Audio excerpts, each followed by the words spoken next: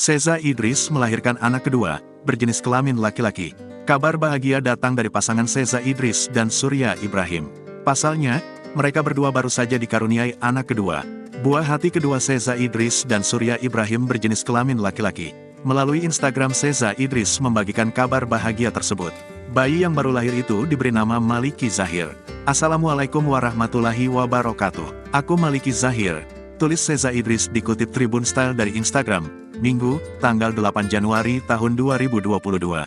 Aku lahir tanggal 5 Januari tahun 2023 setelah azan zuhur jam 12:09 waktu Indonesia Barat, sambungnya. Pada unggahan itu, Seza Idris melihatkan paras bayi yang baru saja dilahirkannya. Potret gemas sang bayi juga berhasil jadi sorotan warganet. Dalam keterangannya, Seza Idris meminta doa kepada para pengikutnya di Instagram untuk sang buah hati.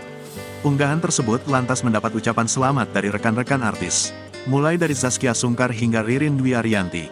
Sebagai informasi, Seza Idris menikah dengan Surya Ibrahim pada tanggal 12 Agustus tahun 2017. Sebelumnya Seza Idris telah dikaruniai seorang anak perempuan. Anak pertama Seza Idris lahir pada tanggal 31 Desember tahun 2018, diberi nama Adrina Aisyah.